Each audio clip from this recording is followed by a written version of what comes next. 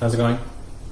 I'm Ollie. I'm just going to wait for 2 or 3 minutes before I officially start answering the questions, but I thought it would be good to start the live stream just before 10 o'clock to allow people to jump on board, I guess.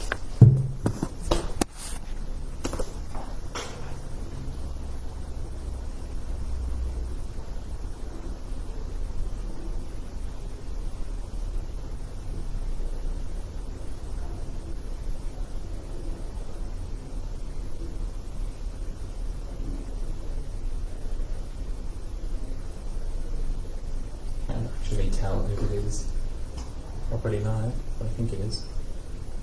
I'm going to assume so. Hi Russell. Thanks for confirming we're live. Let's give it a couple more minutes and then I'll start, if that's okay.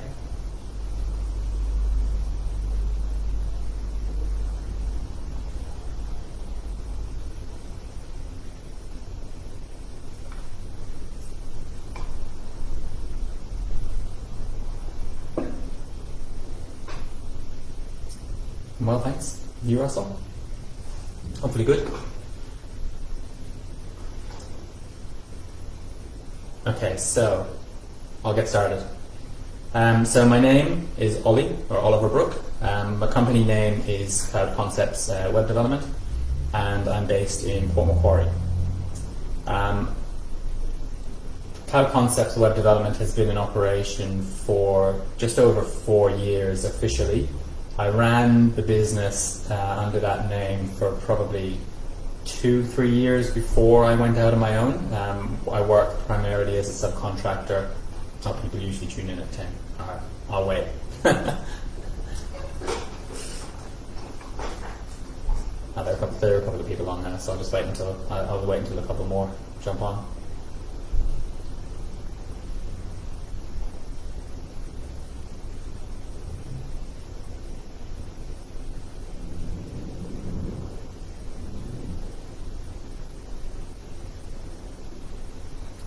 Beautiful winter's day in Port Macquarie.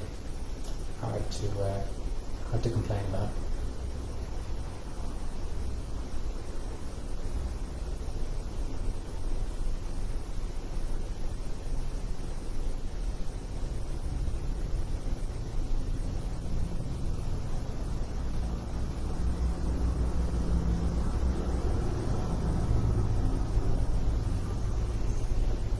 Okay.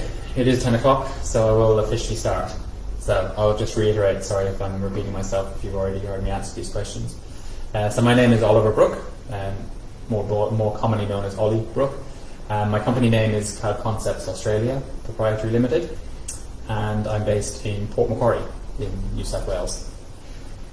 I've been in business for just over 4 years officially, for probably 3 years up until I incorporated as a proprietary limited. I was working as a subcontractor for a few different companies, still under the umbrella of Cloud Concepts, but it wasn't formally a business until April 2016. My preference for marketing in business is product development. That's where I'm strongest, I think, and I don't really feel like I'm strong in spruiking or outbound sales. So even though I have presences on various social media platforms, some of them, but some of them are there just because I need to be there.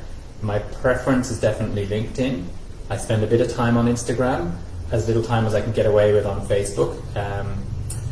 The main reason is, I suppose, most of my customers are business owners, so I'm in the B2B space, and Facebook, even though my customers also use Facebook, it's not really considered to be a business space as much as the likes of LinkedIn is, and I just feel like I can have more in-depth conversations and interactions on LinkedIn.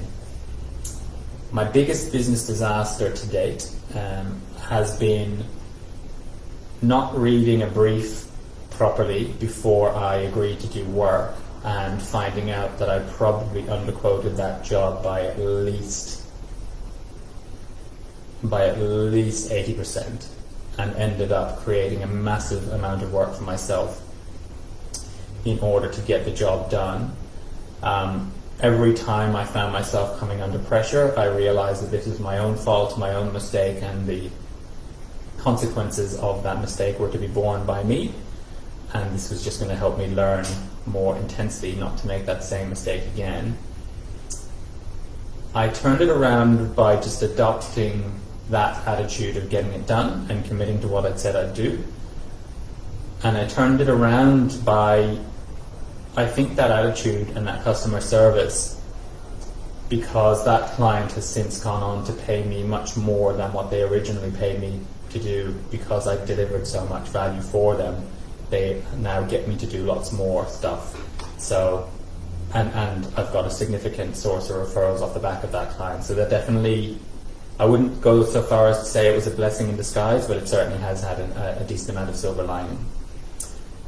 My most important business tools, look, it's very hard to say the most important tool, but the most important tool for me literally is this laptop and these monitors. So the computers are really the main thing.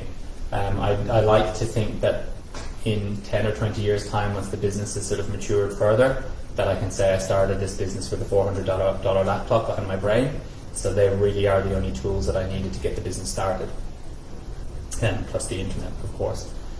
My most prized business system, I'd say, like, I have a background as a software developer. I've just always enjoyed doing that, and so I built my own system to allow me to build and manage the websites for my clients that I do. So that's my most prized one. It's certainly the one that I've invested in most heavily in terms of my time and effort. I invest a fair amount of capital into that system as well, but it does create a decent return, and it allows me to scale the business in a way that would be very hard to build the business that I've built by using the likes of WordPress or third-party tools. So the system that I've built is specific to how I operate and allows me to do what I do to the best of the degree that I can do that. So it's definitely my most prized business system. My preference around running a small to run a small or a large organization. I have never run a large organization, so it's hard to say whether I have a preference. I've worked previously as a hospitalities manager in a few different roles, and that involved managing people. I didn't mind managing people. I probably enjoyed it to some degree. I do quite value my own time, and I largely work alone. I have a few remote workers who are based in Sydney and Wollongong who I interface with through Google Hangouts and video conferencing. But my preference is to continue to grow this business. I do like to think of the business that I'm running as a small business on its way to becoming a medium-sized business. And so far I'm enjoying the expansion required of me to be able to do that. So while my preference is to run a small business, I certainly wouldn't be averse to turning it into a large organization. My work-life balance I maintain by having strict discipline around how I work. I get up at 5 every morning during the week, and I'm into work usually before 6. I work then fairly diligently until about 3:30, and that's when I go and pick my 2 girls up from the school bus.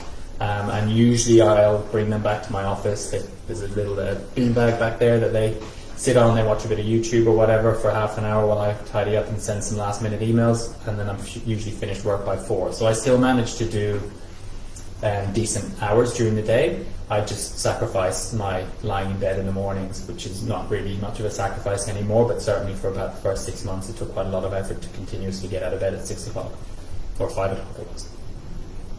And the most important thing I do when managing a team, look, I take a leaf out of Gary Vaynerchuk's book on that. My role in managing the team is to serve them. So however I can make their lives easier, ultimately that's my strategy in terms of how I can help them make my life easier. So I give them work. I want to give them work in a way that suits them.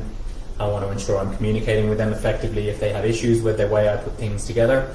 I want to know about that. So basically I see myself as subservient to them versus the other way around. If I ever got to a point where I demanded that they be subservient to me, then I feel like I've done something wrong. And by virtue of the fact that I tend to work with highly skilled professionals, it means that it's easier for me to deal with them. I also have structured the business in a way that all of my employees are actually subcontractors, so I'm not forcing them to do things that they wouldn't normally want to do. And then I'm also not having to find work for them, because they only do work as long as I have work to give them, and that works for both of us because they have their own clients. So that to me is how I manage it. It's just around making sure that I'm available for them, and everything I'm doing is to help them win rather than to extract value from them. The most important piece of advice I've received in running a successful business, there's lots of advice I've received. I think the most crucial one is that the whole world is winging it. I spent probably 4 or 5 years preparing to run the business before I actually started it, and I prepared by reading lots of books, The E-Myth Revisited, Blue Ocean Strategy, lots of those kinds of books, because I thought I really need to have my ducks in a row if I'm going to run a business. And then I quickly found out that, because all of my clients are business owners, I quickly found out that most businesses actually, and business owners, at least small business owners, don't know what they're doing to the extent that I expected that they would. And so the idea that the whole world is winging it definitely helps with imposter syndrome. It helps me have confidence to move forward, because I don't feel like I'm at the bottom of the ladder. I think everyone's trying to do their best. No one really 100% knows exactly what they're doing. Everyone knows what they're doing to the extent that is useful, but this idea that everyone's winging it, I think, has been the best piece of advice, because I think it's the reality. I don't think everyone, if anyone says they know exactly what they're doing every day of the week, I think they're lying to you, and I would immediately distrust them. I think the reality is that everyone's doing their best. Well, not everyone.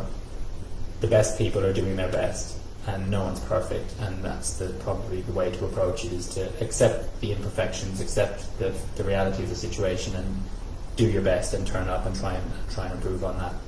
So that's my 10 minutes of 10. Hope that they were useful or entertaining, or at least not completely mind-numbing. And thank you, Russell and Kerry, for having me on board, and catch you soon. Bye.